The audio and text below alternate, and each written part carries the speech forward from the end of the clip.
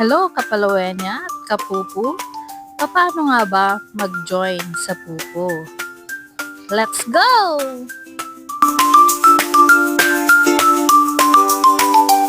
Ito ang proseso paano mag-invite. Una, i-click ang invite. Invite now. Share.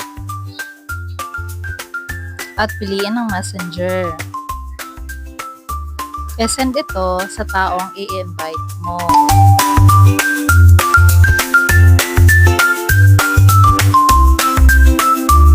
Proseso sa site ng mag-install or magda-download ng Pupu apps. So, long press, copy, pumunta sa Chrome,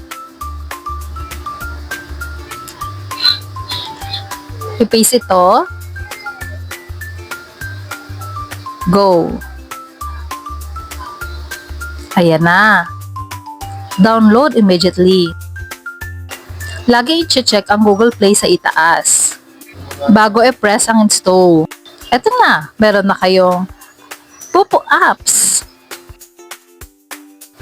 Ngayon naman ay papasok na tayo sa agency. So, click yung My Agent. Tara! May agent na siya. Pero sa wala pang agency, hihingi lang po ito ng agent ID number. So, i-provide lang po ito para makapasok sa isang agency. Ang susunod na hakbang, siguraduhin naka-bind ang inyong account. So, dapat ang account and security ay naka-high level. At mag-authenticate ng inyong account. Face authentication at i-bind ng number. Umpisahan na nating mag-live. I-press lang ang live. Live. Bago go live. Ayan, ang isang halimbawa ng live. Maraming rules ang live. Alamin ito sa inyong agency para hindi kayo magkaroon ng violation. Let's go sa crown seat. Ang crown seat ay mayroong 3 upuan. Ang number 2, number 3, at number 4. Huwag mahihiyang magtanong. Thank you for watching. Shout out kay Sir Bobby, kay Agent Dina, Agent May,